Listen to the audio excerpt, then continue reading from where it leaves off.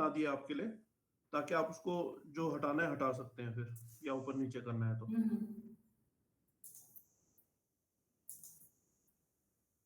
क्योंकि सब लोग अगर उस हिसाब से उसको देख लें तो फिर कोई प्रॉब्लम नहीं होगा। चलिए आ जाने दीजिए, सभी को आ जाने दीजिए। मैम कल पेपर जो है उसमें थोड़ा सा डाउट है सभी को शायद कि क्या होने वाला है, कैसे होने वाला है, थोड़ा सा आप एक्सप्लेन कर देंगे क्या, मतलब क्या पढ़ना है तो थोड़ा अच्छा रहेगा। कौन सा पेपर कंप्लीट हुआ है ये बताइए। मैम सेकंड पेपर हुआ है ना, उसी में से पूछा जाएगा। जी मैम। मैम जो एक पीडीएफ भेजा हुआ है वो पढ़ लेंगे तो हो जाएगा ना, वो एक शायद MD-NIY का ही है वो।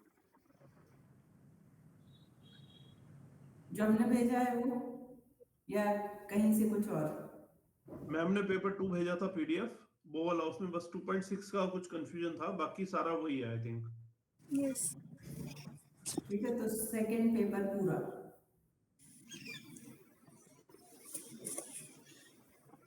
पढ़ लिया सबने या नहीं? No ma'am. उसमें कहीं कोई कंफ्यूजन होना नहीं चाहिए, क्योंकि आपका सेकंड पेपर ही कंप्लीट हुआ है, तो सेकंड पेपर में से ही पूछा जाएगा। किसी और पेपर का तो हमने बोला नहीं था कि बोला था? बोलिए मैम ओरल होगा या रिटर्न? रिटन ही होगा। MCQ वाले या वो 1 लाइन?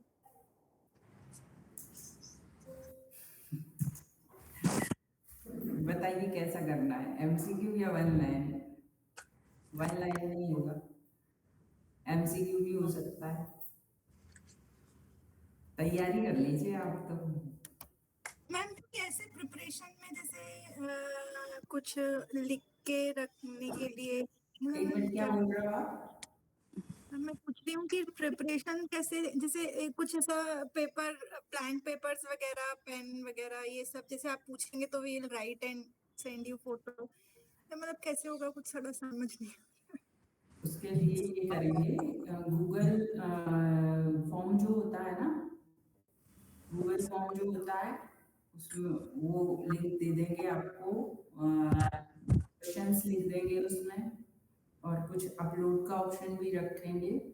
तो क्योंकि इतना सारा टाइप शायद हिंदी या इंग्लिश में टाइप करने में दिक्कत आ सकती है सभी को, तो गूगल फॉर्म में क्वेश्चन दे देंगे, उसके साथ में आपको क्या करना रहेगा, अपलोड करना रहेगा, फोटो खींच के आप जो आंसर लिखेंगे, ठीक है। और यहाँ पे सामने सब लोग दो डिवाइस से लॉग इन करेंगे सब लोग, ठीक है। विवेक जी को पता है ना, विवेक जी बता दीजिए जरा।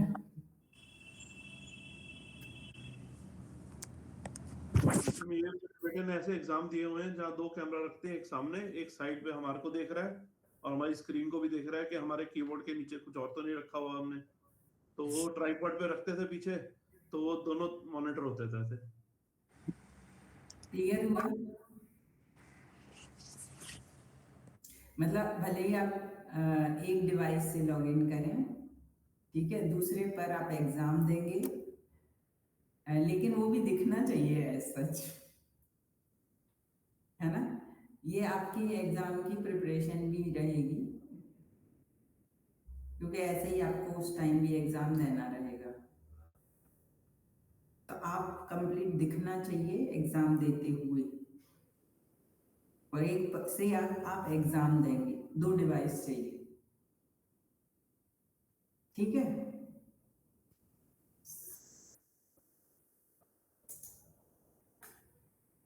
कल कोई एग्जाम है क्या? अरे सर कहाँ थे आप?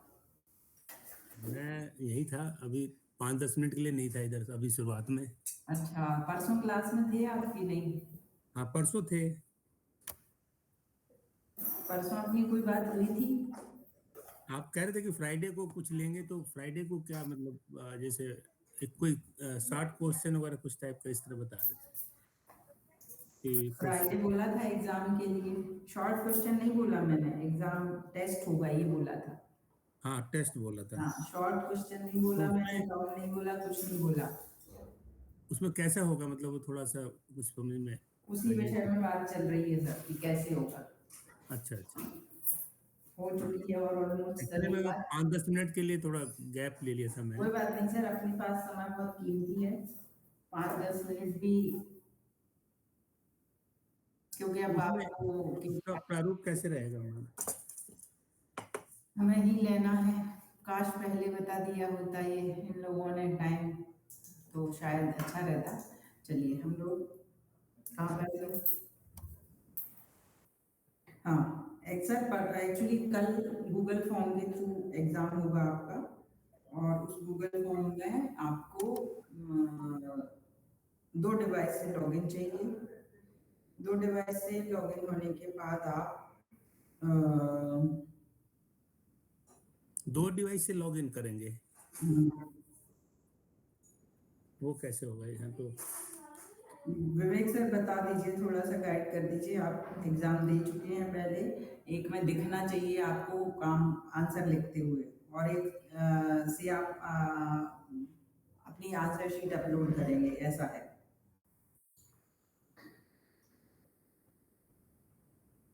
क्लियर हो गया सर?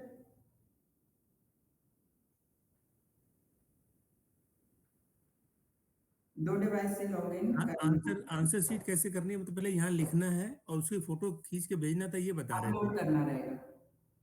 हाँ वो तो ठीक है कि भाई लैपटॉप से एंट्री कर ली और उससे फोटो खींच करके जो हमने लिखा आंसर आपका, क्वेश्चन पेपर आपके इस पे आएगा जो गूगल फॉर्म पर आएगा, गूगल फॉर्म पे आएगा, और उसका आंसर हमने अपनी बुकलेट में लिखना है और उसका पीडीएफ आपको भेजना है।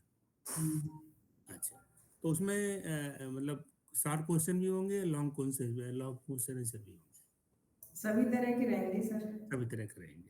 तो कल जो रहेगा वो कितनी देर का रहेगा और उसका टाइमिंग क्या होगा? 1 घंटे का रहेगा सर। अच्छा, 1 घंटे का। ये अभी विवेक सर जैसे अभी दिखा रहे हैं आपको, विवेक सर लाइव डेमो चल रहा है ये, जी बिल्कुल। देख लीजिए अभी आप लोग। आप जैसे ये एग्जाम दे रहे होंगे तो इस ढंग से आपका दिखना चाहिए एग्जाम देते हुए। कैसे कैसे? विवेक सर का स्क्रीन देखिए सर। ये पीछे क्या लगाया हुआ आपने विवेक जी? ऐसे हैं? जैसे मैम ने कहा 2 डिवाइस से कनेक्ट किया है, एक डिवाइस से हमारे को देख रहा है, एक डिवाइस से हम देख रहे हैं, एक आगे एक पीछे। तो पीछे कैसे स्टैंड करेंगे आप? वो तो करना पड़ेगा, चाहे ट्राइपॉड यूज करो या किसी चीज पे टिकाओ उसको, या लैपटॉप रखो पीछे। समझ तो कुछ नहीं आ रहा। आप लोगों को किसी को समझ में आ रहा है सब? जो अगर जो लोग हैं, मतलब पीछे कैसे खड़ा होगा ये तो?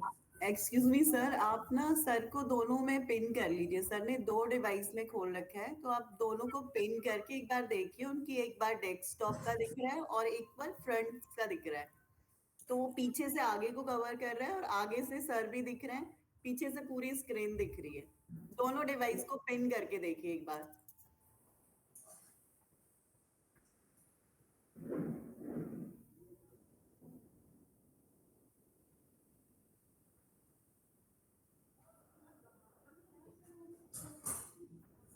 विवेक सर, ये फोन इस तरह से करना पड़ेगा, रखना पड़ेगा, मतलब पीछे? हाँ, कोई ट्राइपॉड पे या किसी चीज पे टिकाना पड़ेगा। अभी तो मैंने हाथ में पकड़ लिया है जी सर। दिखाने के लिए आपको, बट हमें ट्राइपॉड पे या किसी शेल्फ पे या किसी जगह टिकाना पड़ेगा फोन, ताकि वो देख सके हमारे को। Okay sir. और एग्जामिनर को दिखना चाहिए कि भाई मैं कोई बुक नहीं लेके बैठा हूँ या मैं दूसरे लैपटॉप पे या दूसरी स्क्रीन पे फोन पे कुछ सर्च करके आंसर नहीं दे रहा हूँ। जी सर।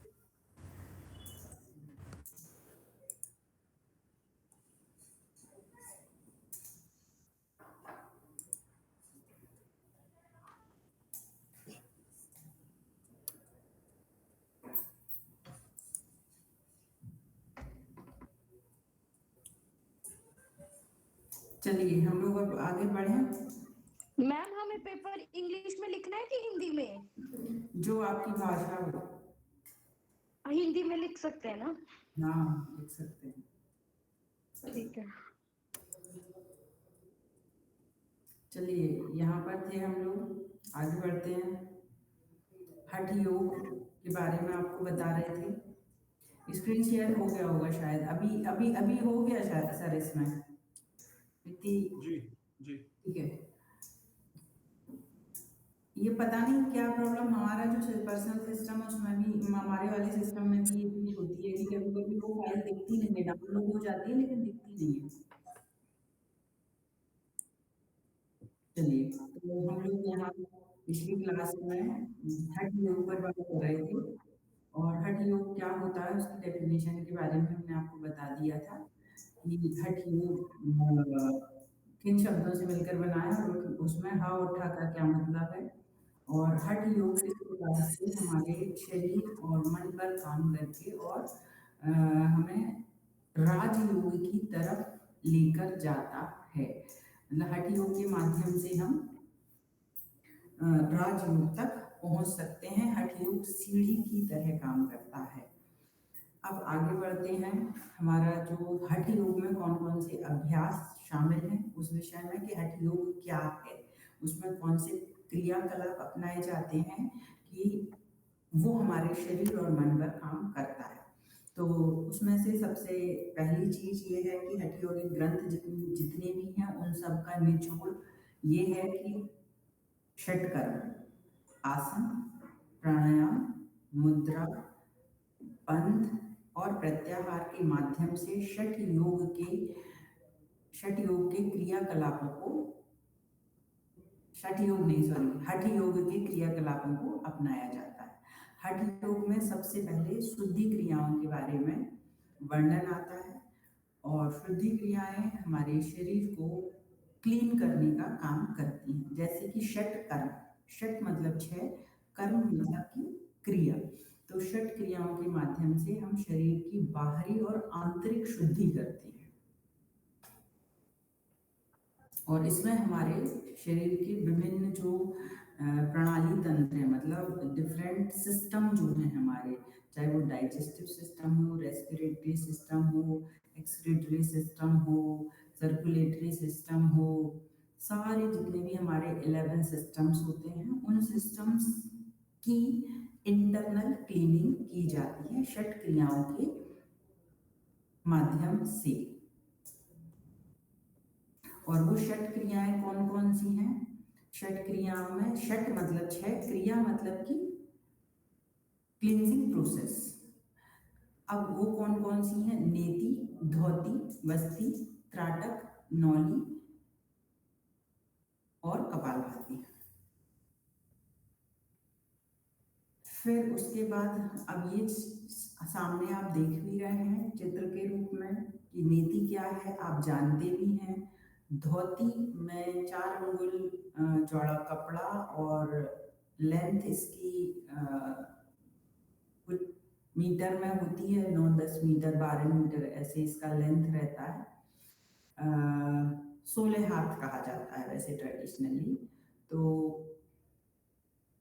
इसको अपने निगलना होता है और उसके बाद ये हमारे स्टमक की क्लीनिंग का काम करती है। इसी रंग से जो अग्निसार है, इन सब क्रियाओं के लिए पहले पूर्व अभ्यास की आवश्यकता होती है, उसके बाद ही इन क्रियाओं को किया जा सकता है। उससे पहले इन क्रियाओं को नहीं किया जा सकता, और इन क्रियाओं की तैयारी हमारे आसन और प्राणायाम के माध्यम से की जाती है।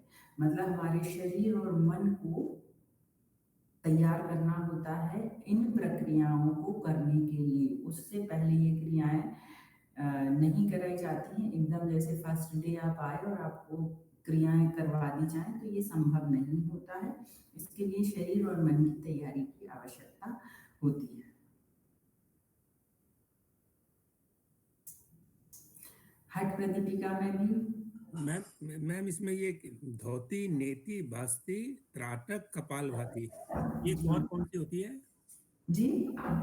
इसमें 6 बता रहे ना आप, सट क्रिया जो है इसमें धोती, नेति, बास्ति, त्राटक, कपालभाति, और कौन सी होती है? नौली। नौली। एक मिनट सर। हेलो स्क्रीन पे लिखिए प्रमोद जी। जी नमस्ते। ये स्क्रीन में बड़ा वो है, छोटा दिखाई नहीं दे रहा सही। आप मोबाइल पे तो बड़ा कर सकते हैं अपने हाथ से। मोबाइल पे नहीं देखा ना मैंने। इवन लैपटॉप लैपटॉप में भी जहाँ पे लैपटॉप पे तो स्क्रीन शेयर हो बड़ा रही है, आप हवर करेंगे उसके ऊपर तो राइट साइड में बॉटम में आपको जूम इन का ऑप्शन आ जाएगा। आप जूम इन कीजिए, फिर उसके बाद आपको एक हैंड वाला भी दिखेगा, तो उसे आप ऊपर नीचे भी कर सकते हैं। हाँ 125 से 150 कर लीजिए अगर स्क्रीन छोटी है तो। ये विवेक जी, कल का जो एग्जाम होगा ये ऐसा करना है कि ये फाइनल एग्जाम के लिए बोला मैम ने कि कैमरा ये वो करके, और इंटरनल टेस्ट है कल का। विवेक जी मैंने आपकी उसको पिन किया था, अब वो एज इट इज रुक रही है, उसको वापस कैसे करूं? अनपिन कर दो पिक्चर पे जाके। जहाँ पिन था वही अनपिन करना है। गौरव जी आप कैसे बताते हैं इसको स्क्रीन को बड़ा करने के लिए? राइट साइड में नीचे ले जाइए माउस को स्क्रीन में, तो वहाँ जूम लिखा आ रहा है मैडम की विंडो पे राइट साइड में, जहाँ एडोब का आइकन बना है ना छोटा राइट साइड पे,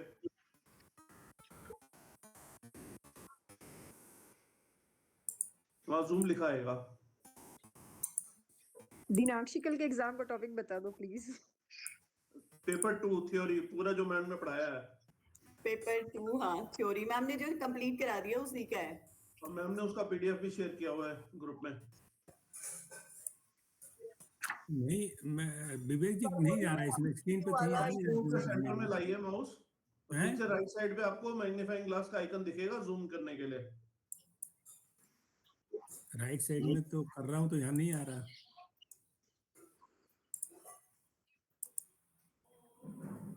मेरे तो आ रहा है, गौरव जी के भी आ रहा है। प्रमोद जी जो स्क्रीन शेयर हो रही है ना मैम की, हाँ जो स्क्रीन शेयर हो रही है उसी में राइट हैंड साइड पे आपको एक जूम का आइकन दिखेगा। माउस को हिलाइए वहां पे बीच में, तो पिन और राइट में सेंटर में आता है, कॉर्नर और नीचे राइट साइड में जूम का आइकन आएगा। Bottom right corner to be precise. Bottom right नीचे ना। हाँ जी मैं स्क्रीन शेयर करके दिखा देता हूँ 2 मिनट। मैम मैं करूँगा तो मैम भी चली जाएगी इधर। चलिए हो गया, आगे बढ़े हम लोग।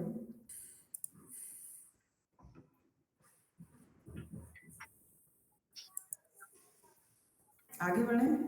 हाँ मैम थोड़ा सा रिक्वेस्ट है, अगर आप ना इसको ऊपर आपके सेंटर में जूम का ऑप्शन है उसको थोड़ा सा बड़ा कर दीजिए।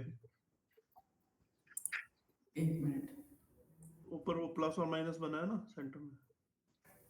1 मिनट। हाँ कहाँ से होगा जूम?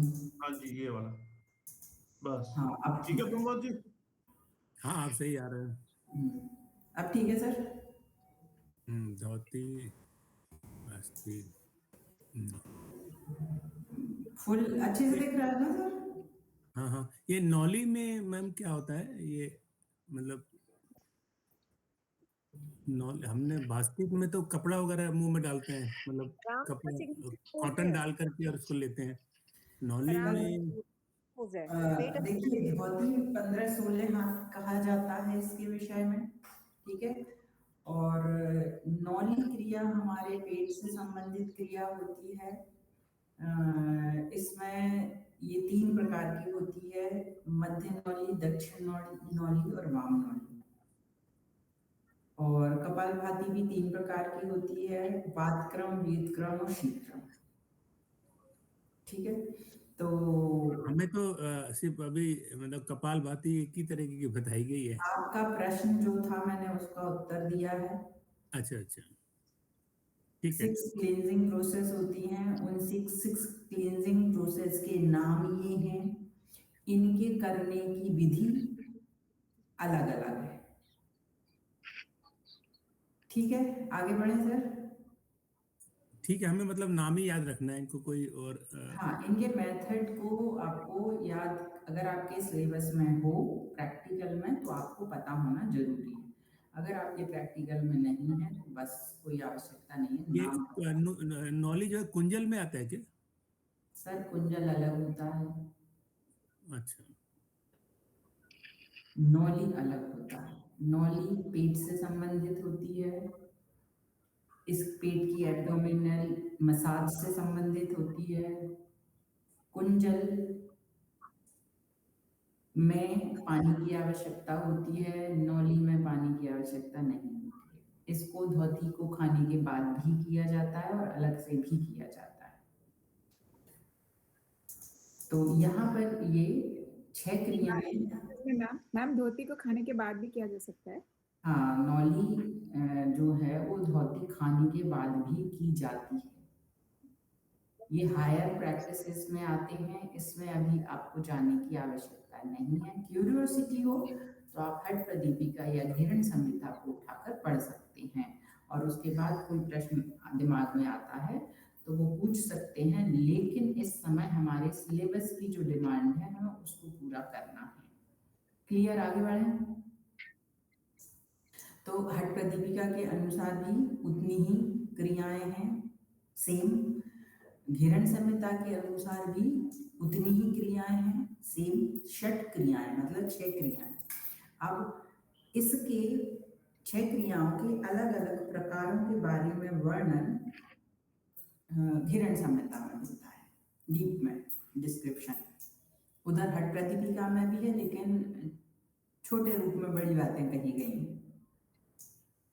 फिर अब इसमें स्वामी स्वात्माराम के अनुसार षटकर्म क्या होता है और क्या करता है। अब मतलब इसका ये है, स्वामी स्वात्माराम के अनुसार मतलब हठ प्रदीपिका के अनुसार षटकर्म क्या है या क्या फायदा होता है। तो षटकर्मों के अभ्यास से जो हमारे शरीर में कफ या मोटापा जमा होना शुरू हो जाता है, वो कफ इन क्रियाओं के अभ्यास से कम होना शुरू हो जाता है और जब कफ कम होना शुरू होता है तो मोटापा कम होना शुरू हो जाता है। फिर उसके बाद जिन साधकों में चर्बी या कफ कम है उनको षटकर्मों के करने की आवश्यकता नहीं होती। मतलब दुबले लोगों को षटकर्म नहीं करना है। लेकिन यदि किसी को माल न्यूट्रिशन है मतलब कि अगर वो कुपोषण जैसा का शिकार है, सब कुछ खा पी रहा है, तो ऐसे लोगों को कराया जा सकता है। मतलब इसका ये है कि स्वामी स्वात्माराम जी ने षटकर्म का उपदेश केवल मोटे लोगों को दिया है, लेकिन जहाँ चिकित्सा की बात आती है वहां पर जो लोग दुबले भी हैं उनको षटकर्म का अभ्यास कराया जाता है ताकि उनके पायल जी आपका माइक म्यूट कर लीजिए, ताकि उनका वात पित्त कफ संतुलन में आ सके। फिर अब इसमें क्या कहा गया है, धौतिर्वस्तिस तथा नेतिहित त्राटकम नौलिकम तथा कपालभातिश्चैतानि षट्कर्माणि प्रचक्षति। ये कहाँ कहा है? हठ प्रदीपिका के 2nd चैप्टर के 22वें नंबर श्लोक में षट कर्मों के बारे में वर्णन मिलता है। कौन कौन से हैं वो षटकर्म? दोबारा रिपीट कर रहे हैं, धौती, बस्ती, नीति, त्राटक, नौली और कपालभाति। मैम, हाँ, ये यही सीक्वेंस में करना रहता है? हाँ, ओके मैम। सीक्वेंस यही रहता है। क्यों सीक्वेंस यही रहता है? क्यों, एक मिनट,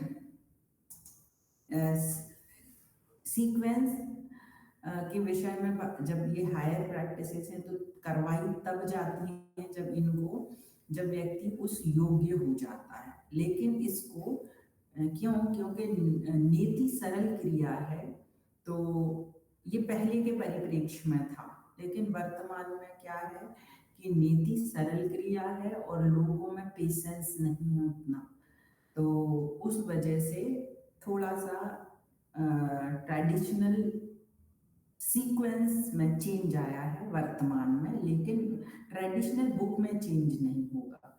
क्या चेंज आया है? पेशेंस नहीं है ना, लोग बहुत ज़्यादा रिएक्टिव हो गए हैं वर्तमान में, तो उस कारण से नेति क्रिया पहले कराई जाती है।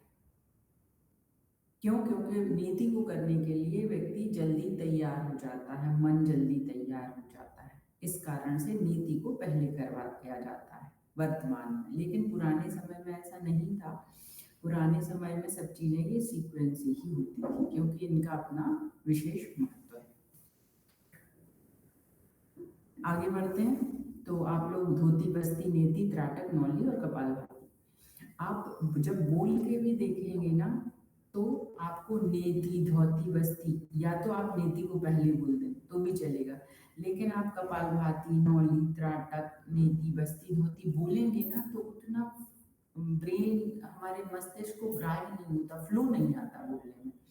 तो इसलिए इसको जो उपदेश भी दिया गया है उसमें यही सीक्वेंस गया है दोनों ग्रंथों में। चलिए आगे बढ़ते हैं। अब हठ प्रदीपिका में धोती के विषय में क्या कहा गया है कि ये कितने हाथ लंबा कपड़ा होता है और कितना चौड़ा होता है।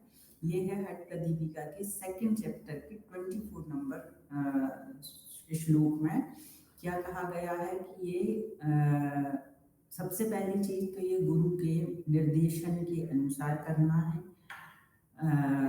4 अंगुल चौड़ा कपड़ा होता है और ये 15 से 16 हाथ 15 हाथ लंबा होता है, और उसको धीरे धीरे गुरु के निर्देशन में इसको करना होता है और इसको निगलना होता है, और उसके बाद धीरे धीरे इस कपड़े को बाहर निकालना है। और इस प्रकार किया गया शुद्धिकर्म धोती कहलाता है। अब इसके फायदे क्या हैं धोती के? ये 2nd चैप्टर का ही 25th नंबर का श्लोक है, और उसमें क्या क्या फायदे होते हैं धोती के वो बताए गए हैं। खांसी की बीमारी, श्वसन संबंधी तकलीफें, प्लीहा विकार, कफ के कारण होने वाले कफ से कितने बीमारियां होती हैं? 20 बीमारियां होती हैं। वो कफ से संबंधित सभी बीमारियों को खत्म करता है। यहाँ तक कि अगर किसी को अस्थमा है तो अस्थमैटिक प्रॉब्लम वाले लोगों को भी फायदा करता है, लेकिन उसके लिए यह आवश्यक है कि उसको कहीं किसी और अन्य प्रकार की बीमारी तो नहीं है। तो इसको ऐसे ही नहीं कराना होता है, इसके लिए उस व्यक्ति से संबंधित पूरा केस हिस्ट्री पता होना चाहिए, तब हम उसको करा सकते हैं, अन्यथा नहीं। पूरा ही निकल गया, मान लीजिए आपने किसी को बता दिया और वो पूरा निकल गया है ना, थोड़ा सा टुकड़ा लास्ट में बचा के नहीं रखा, सोचा कि वो तो आएगी अब अंदर, है ना, ऐसे ऐसे चीजें होती हैं। अब आएगी बाहर तो कैसे होगा? तो इसकी अपनी पूरा सीखना है, उसके बाद ही किसी को सजेस्ट करना है, अन्यथा नहीं। फिर उसके बाद है वमन धोती। ये नोट के रूप में दिया गया है हठ प्रदीपिका के 26 नंबर के श्लोक में, और इसमें क्या कहा गया है? कुंजल या वमन या गजकर्णी, ठीक है। इसको यहाँ पर हठ प्रदीपिका में गजकर्णी के नाम से दिया गया है, और इस गजकर्णी को विशेष रूप से अपच की समस्या में करना होता है। अपच, कब्ज अलग है। इसमें क्या कहा गया है कि गले तक पानी पीना है, और उसके बाद गले तक पानी पीने के बाद जब ऐसा लगे कि अब इससे ज़्यादा पानी नहीं पी सकते, उसके बाद उस पानी को उल्टी करके बाहर निकालना है। इसको करने से क्या होता है? आंतों की पर नियंत्रण आता है और आंतों से संबंधित बीमारियां भी दूर होती हैं। आंतों से संबंधित या डाइजेस्टिव सिस्टम से रिलेटेड कोई भी चीज हम जब खाते हैं तो सबसे पहले वो कहाँ जाती है? रिप्लाई करिए जरा कोई भी एक।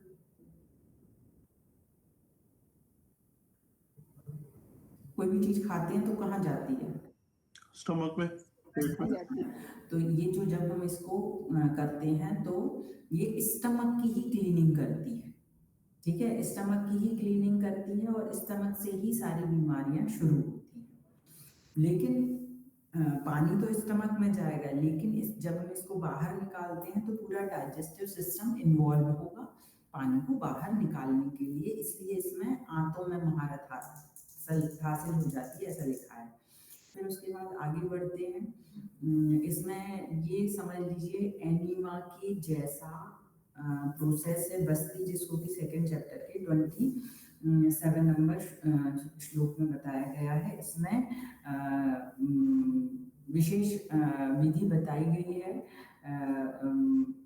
उसको तैयार करने के लिए। एनीमा के लिए जो कैथेटर होता है वो तैयार करने के लिए, उसके बाद ये प्रक्रिया बताया गया है कि पानी में जाके आप इसको कर सकते हैं।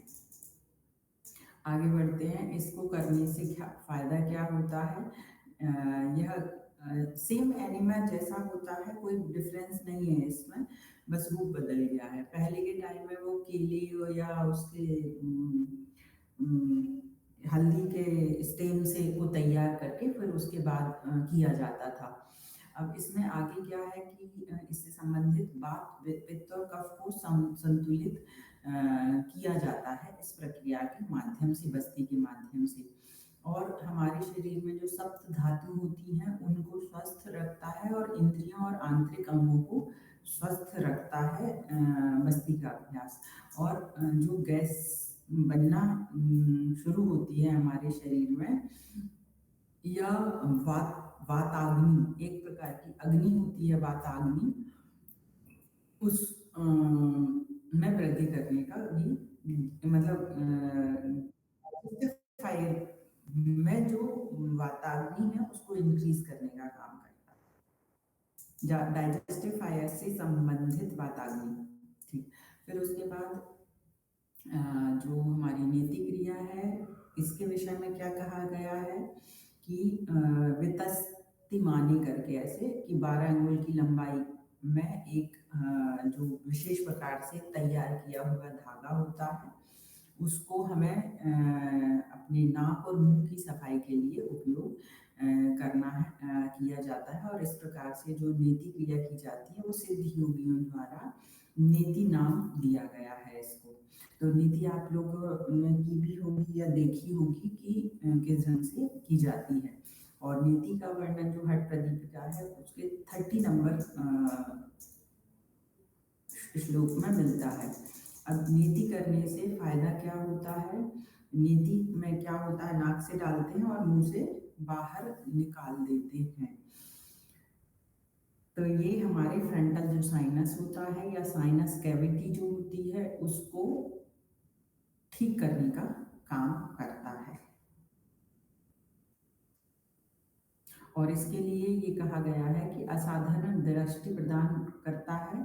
मतलब इसका ये है कि हमारा जो इंट्यूशन पावर है, इंट्यूशन पावर या दूरदृष्टि या पूर्वाभास की क्षमता बढ़ जाती है। और साथ ही इसमें ये भी कहा गया है कि जो गले से ऊपर के सभी विकार हैं वो नीति क्रिया के माध्यम से सही होते हैं।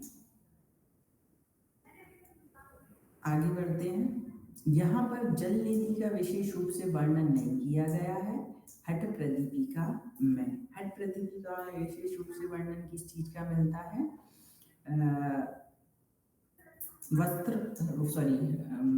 सूत्र नीति का। ठीक, आगे बढ़ते हैं। फिर यहाँ पर आगे बढ़ते हैं। जो 32 नंबर का श्लोक है वो त्राटक के विषय में बताता है। ये श्लोक नंबर सेकंड चैप्टर, श्लोक नंबर वगैरह याद रखिएगा। 32 नंबर का श्लोक क्या कहता है कि हमें स्थिर नेत्रों से और एकाग्र चित्तता से सूक्ष्म वस्तु को तब तक देखना है जब तक हमारी आंखों से आंसू न गिरने लगे। और इस प्रक्रिया का नाम त्राटक कहा गया है। ये किसके लिए फायदा करता है? इसकी अपनी विधि है करने की, इसके साथ में प्रिकॉशन भी कुछ रखनी होती हैं। अच्छा, इसको करने से फायदा क्या होता है? नेत्र रोग दूर होते हैं, आलस्य आदि दूर होता है। प्रिकॉशन क्या है कि बहुत ज़्यादा दूर नहीं होना चाहिए, बहुत ज़्यादा पास नहीं होना चाहिए। दिए को या जो भी मोमबत्ती या लौ को देखना है। दिया इज बेस्ट, मोमबत्ती अच्छे इफेक्ट, उतने अच्छे इफेक्ट नहीं देती है मोमबत्ती। अब नौली क्रिया क्या होती है? नौली क्रिया में हमारा जो पेट है उसको तीन स्थितियों में लाया जाता है। यहाँ आप देख रहे हैं, राइट से लेफ्ट की तरफ देखिए आप, तो ये मध्य नौली है, राइट साइड में अंतिम, बीच में पूरा एब्डोमेन आ जाता है। दूसरा जो है दक्षिण नौली है, तीसरा वाम नौली।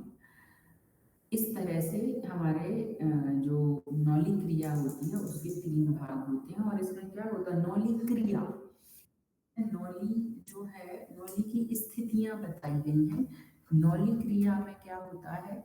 नौली बनाने के बाद एब्डोमेन को मूव किया जाता है, लेफ्ट राइट राइट लेफ्ट, तो उसको नौली क्रिया या नौली चालन कहते हैं। मतलब आपके एब्डोमिनल ऑर्गन्स को राइट और लेफ्ट की तरफ लेके जाया जाता है। इससे फायदा क्या होता है? वो सेकंड नंबर पे 35 नंबर का श्लोक बताता है। जो हमारी डाइजेस्टिव फायर है उसको इंक्रीज करता है। मतलब अगर किसी का मेटाबॉलिज्म बिगड़ा हुआ है तो ऐसे लोग नौली का अभ्यास कर सकते हैं। और साथ में जो हमारे डाइजेस्टिव प्रॉब्लम्स हैं उनको दूर करने का काम करता है। और इसको हमेशा सुख देने वाला कहा गया है। जब डाइजेशन अच्छा होगा तो निश्चित रूप से दूसरी बीमारियां नहीं होंगी, इसलिए इसको सदा सुख देने वाला कहा गया है। और साथ में जो हमारे वात पित्त कफ होते हैं उनको बैलेंस करने का काम करता है। फिर आगे कपालभाति। कपालभाति के लिए इन्होंने क्या कहा है कि भस्त्रा वल्लभ कारकस्य करके कहा है। और उसमें लोहार की धोखनी की तरह हमें सांस को बार बार छोड़ना होता है और उसके बाद प्राण को धारण करना होता है। ठीक, इसके करने से कफ दोष नाशनी कहा गया है इसको। मतलब कपालभाति से हमारे शरीर में जो कफ बढ़ा हुआ होता है वो बैलेंस होता है। अब षटकर्म अभ्यास के इन एज अ होल यदि बात की जाए कि षटकर्म करने से क्या होता है, तो षटकर्म करने से वजन बैलेंस होता है। क्यों? क्योंकि शुद्धि क्रिया है ये, तो एक्सेस फैट रिमूव होगा। और वात पित्त कफ में के असंतुलन के कारण जो हमारे शरीर में विकार उत्पन्न होते हैं उन विकारों को दूर करता है। मतलब सभी प्रकार के षट यौगिक अभ्यास, षट क्रियाएं जिनको कहा जाता है, ये क्या करते हैं? वात पित्त कफ दोष के असंतुलन को दूर करके शरीर को स्वस्थता प्रदान करने का काम करते हैं। उसके बाद क्या और क्या होता है कि प्राणायाम से संबंधित जो लाभ हैं या प्राणायाम करने में हमें आसानी होती है यदि हम षट क्रियाओं का अभ्यास करते हैं तो। चलिए आगे बढ़ते हैं। ये तो हो गया अभी तक आपका हठ प्रदीपिका के अनुसार, और ये है आपका घीरण संहिता के अनुसार, उसको भी देख लेते हैं। षट कर्मों के अभ्यास के लिए घीरण संहिता में जो बताया गया है वो सबसे पहले षटकर्म ही बताया गया है कि षटकर्म का अभ्यास पहले करना है। जबकि हठ प्रदीपिका में षटकर्म का वर्णन पहले नहीं दिया गया है। हठ प्रदीपिका में आसन का वर्णन पहले किया गया है। उसके बाद उसके चैप्टर्स का नाम भी आसन प्राणायाम, पहले चैप्टर का नाम है आसन, दूसरे का नाम है प्राणायाम, तीसरे चैप्टर का नाम है मुद्रा एवं बंध, और चौथे चैप्टर का नाम है नादानुसंधान। लेकिन यहाँ पर घीरण संहिता के पहले चैप्टर का नाम ही षटकर्म है। तो घीरण संहिता षटकर्मों पर विशेष वो दबाव देती है, विशेष मानती है कि हमें कोई भी चीज करने से पहले हमें पहले षटकर्मों का अभ्यास करना चाहिए। लेकिन हठ यौगिक अभ्यास मिला जुला चीजों का अभ्यास है, इसलिए मन ही तैयार नहीं होगा तो षटकर्म कैसे करेंगे, है ना। तो इसलिए पहले आसन कराए जाते हैं व्यवहारिक रूप से, उसके बाद दूसरी क्रियाएं की जाती हैं। तो षटकर्म के लिए घेरन संहिता में क्या कहा गया है कि इससे शरीर शुद्ध और रोग मुक्त होता है। अब घेरन संहिता में जो षटकर्म है उसका वर्णन पहले अध्याय में ही है, और उस पहले अध्याय में जो कहा गया है वो घट शुद्धि के नाम से वर्णन किया गया है कि षटकर्म क्या है अपने आप में घट शुद्धि, और घट क्या है हमारा ये शरीर, शरीर को घट की संज्ञा दी गई है। और इसमें टोटल षटकर्म कितने बताए गए हैं, 21 षटकर्म बताए गए हैं कि ये इतने षटकर्म होते हैं। मतलब हर धोती के भी प्रकार हैं, नीति के भी प्रकार हैं, सब चीजों के प्रकार हैं। तो यहाँ पर धोती के कितने प्रकार बताए गए हैं, 13 प्रकार बताए गए। बस्ती के 2 प्रकार बताए गए हैं, स्थल बस्ती, जल बस्ती। नीति के भी 2 नीति का वैसे प्रकार एक ही है, लेकिन श्लोक में मिलता है कि जल नीति भी करने के विषय में बताया गया है। फिर उसके बाद त्राटक क्रिया 1, नौली 1 और कपालभाति 3।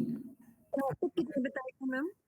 नाटक कितने बताए गए हैं? 3 क्या त्राटक तो एक ही बताया गया है। अब आप अपने स्क्रीन पर लेफ्ट साइड में देख रहे होंगे, सॉरी राइट साइड में देख रहे हैं, अंत धोती, दंत धोती और हृद धोती। इस नाम से ये धोती 13 प्रकार की है। अंत धोती, अंतर धोती, अंतर धोती में वातसार, वारिसार, बहिनीसार और बहिष्कृत। फिर उसके बाद है दंत धोती। दंत धोती में दंत मूल, जिह्वा शोधन, कर्णरंध्र और कपाल रंध्र। ये हमारे पुराने समय में जो इसमें दंत धावन, जिह्वा धावन, कान की सफाई और कपाल की सफाई इस विषय में बताया गया है। फिर उसके बाद हृद धोती में क्या है, दंड धोती, वमन और वस्त्र धोती। तो दंड धोती जो होती है उसमें कैथेटर होता है, इसको भी विशेष विधि बताई गई है तैयार करने के लिए वर्तमान में, लेकिन उसके प्लास्टिक के मार्केट में अवेलेबल है, उसी से लोग कराते हैं। सॉरी, वमन आपको पता है कि वमन मतलब क्या, अभी इसके हठ प्रदीपिका में भी देखा था, और इसी का नाम कुंजल क्रिया भी होता है। वस्त्र धोती वो जो 4 अंगुल चौड़ा और 15 से 16 हाथ लंबा कपड़ा जो है उसको खाने के विषय में बताया गया है। फिर है एक मूल शोधन। आगे बढ़ते हैं। ये आपके उसी को बड़ा करके लिखा गया है।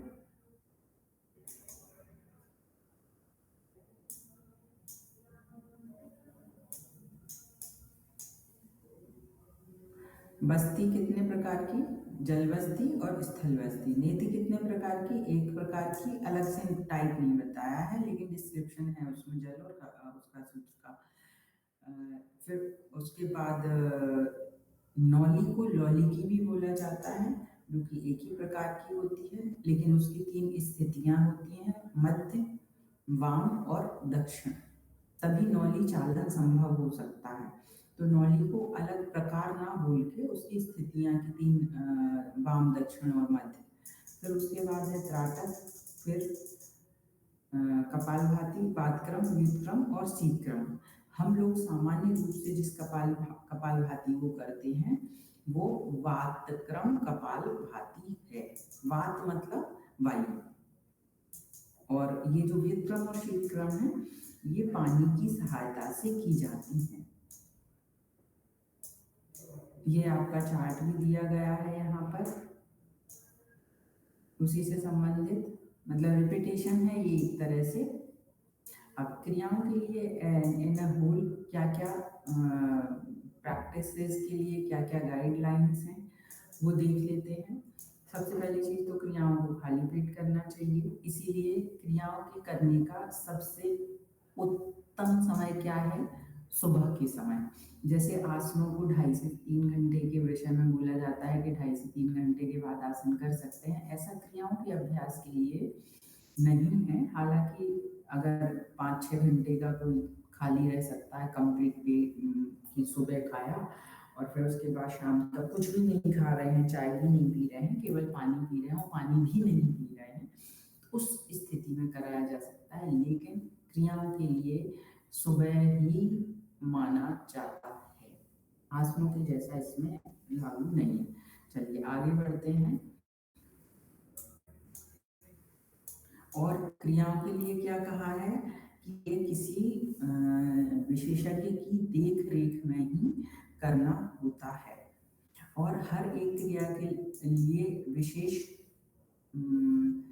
प्रक्रिया माना गया है और जिसके लिए उससे संबंधित सिद्धांतों का पालन करना आवश्यक है। ठीक, और इसमें क्रियाओं में जो भी थोड़ा बहुत परिवर्तन जो निर्देशक है वो अपने हिसाब से आपको करके बता सकते हैं, पानी, नमक या जो भी चीजें हैं। ठीक, चलिए यहाँ पर षटकर्म कंप्लीट मतलब हठ योग से संबंधित षट क्रियाओं के विषय में कंप्लीट होता है। आगे हम अटेंडेंस ले लें, फिर उसके बाद आगे बढ़ते हैं। ये प्रैक्टिस हमारे ख्याल से आप कर रहे हैं शायद।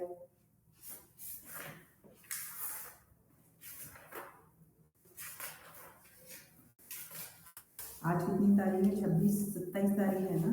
कल तो शिवरात्रि थी जी, 27। एक मिनट अटेंडेंस ले लेते हैं पहले हम। निशा जी प्रेजेंट हैं?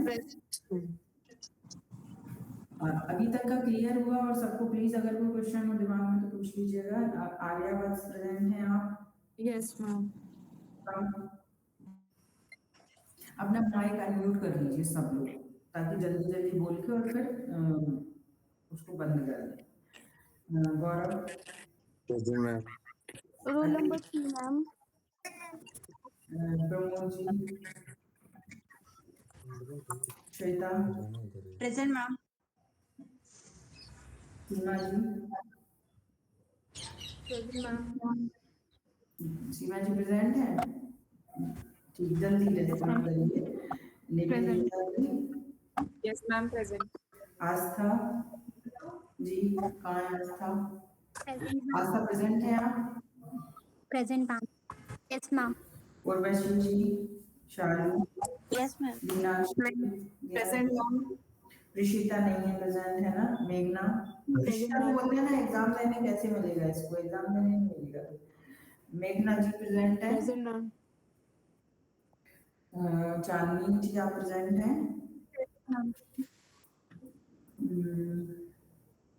रश्मि जी प्रेजेंट? ठीक, ओके। और सृष्टि विस्ट आप प्रेजेंट हैं? नहीं है। ठीक, जैस्मीन प्रेजेंट हैं?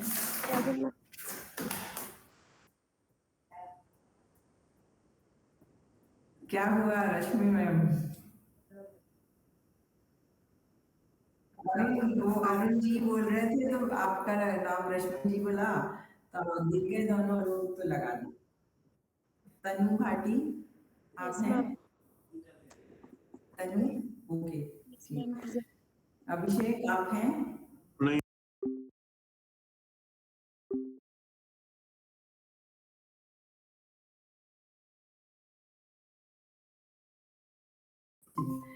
शारदा मैम है? शारदा जी? Yes ma'am. ठीक है, फिर उसके बाद पलक जी, तरुणा जी, अंजलि शर्मा प्रेजेंट हैं? मैम आप पायल और मेरे को छोड़ गए। 27 और पायल जी और आपका लगा दिया। अंजलि शर्मा तरुणा जी का भी लगा दिया। अंजलि शर्मा, अंजलि शर्मा नहीं दिखाई नहीं दे रही इसमें। अनन्या बिस्वाल, नहीं। कोमल जी है। प्रेजेंट है। Present ma'am.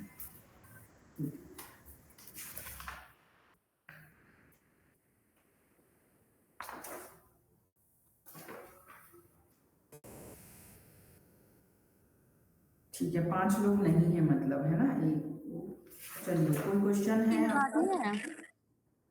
हाँ रोल नंबर 3 मैम। लगा दिया। ओके चलिए, कोई और है? हाँ मैम, ये कोई आज जो आप पढ़ाई के नोट्स तो हमने बना लिए हैं। क्या आपने जो पढ़ाया है अभी नौली धोती, इसके नोट्स तो हमने बनाए हैं। एग्जाम्स में क्या इतने डिटेल में ही क्वेश्चन होंगे जितना आपने पढ़ाया है? मैम माइक म्यूट है आपका। मेरा तो म्यूट नहीं है। हाँ, जितना मैंने पढ़ाया है उतना तो होगा। ओके, इतना डिटेल में है, इट मींस बहुत एग्जाम्स में। डिटेल में नहीं है ये, ओके इसका बहुत डिटेल है एक्चुअली, तो ये बहुत डिटेल में नहीं है। इसमें जो जितनी भी आपने 21 प्रैक्टिसेस पढ़ी, इनकी करने का तरीका है वो नहीं है आपके लिए, केवल नाम है यहाँ पर आपके लिए। चलिए आगे।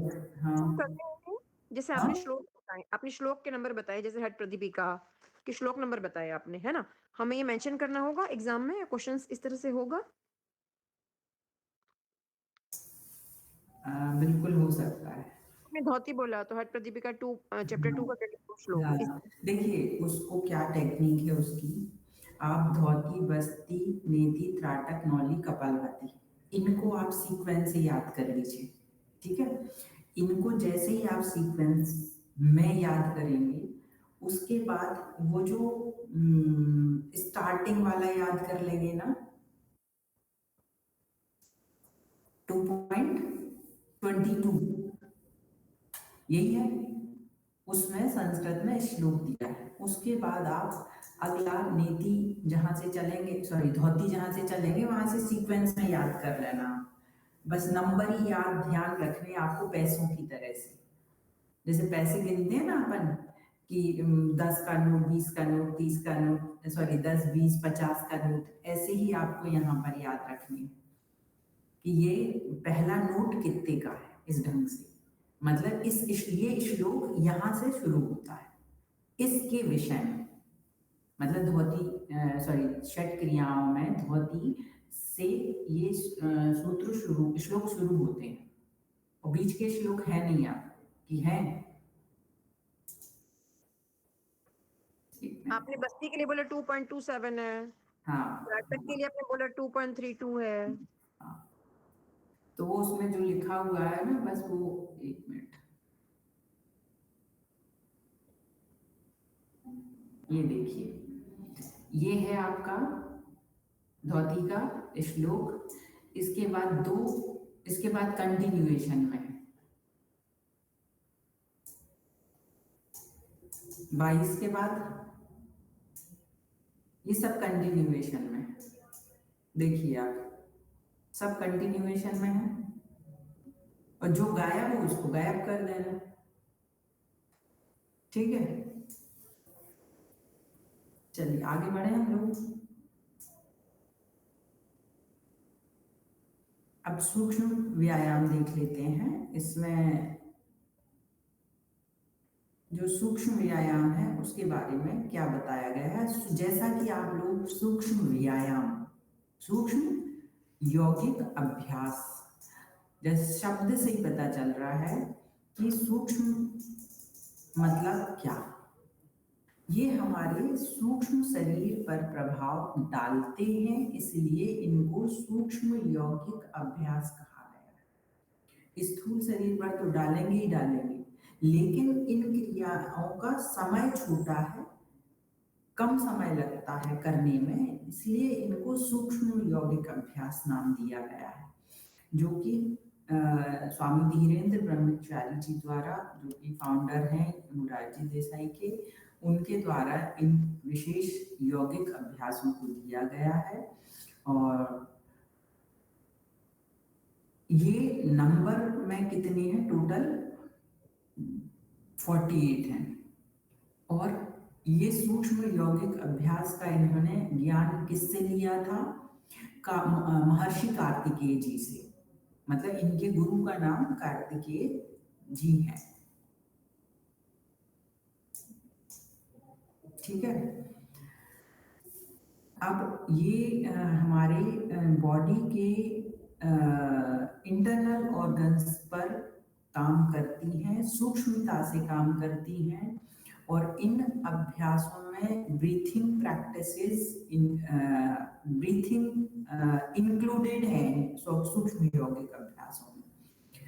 एक सूक्ष्म यौगिक अभ्यास है, कुछ सूक्ष्म यौगिक अभ्यास ऐसे होते हैं जो किसी दूसरे स्कूल के हैं, उनमें ब्रीथिंग मतलब श्वास की का आना जाना बहुत मायने नहीं रखता है। लेकिन यहाँ जितने भी यौगिक अभ्यास हैं, सूक्ष्म यौगिक क्रियाएं हैं, वो ब्रीथिंग प्रैक्टिसेस हैं और हमारे बॉडी को एक तरह से और माइंड को अगले यौगिक अभ्यास के लिए तैयार करते हैं। चलिए यहाँ हम लोग क्लोज करते हैं, कल पढ़ेंगे इससे आगे का। बैक स्ट्रेट रखिए, आईज क्लोज, लंबा गहरा सांस लेंगे, छोड़ देंगे। आज की क्लास में हमने पिछली क्लास का जो बताया था उस विषय में रिकॉल कर लीजिए, बस एक लाइन में, 2 लाइन में। उसके बाद हमने आज की क्लास में जो हठ योग से संबंधित 6 क्रियाओं का अभ्यास है उसके विषय में जाना। और सूक्ष्म यौगिक अभ्यास हठ योग से ही संबंधित अगला अभ्यास लंबा गहरा सांस, इसको कल देखेंगे। लंबा गहरा सांस लेंगे, छोड़ देंगे, मन को शांत एवं उच्चारित रखते हुए ओम का उच्चारण, उसके बाद शांति पाठ।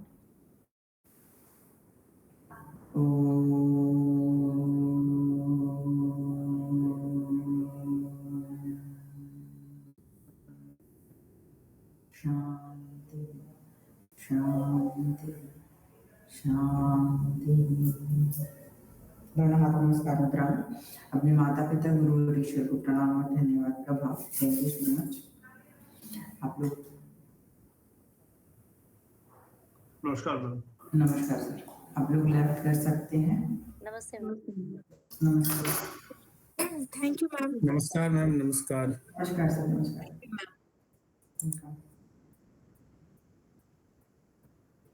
Thank you ma'am.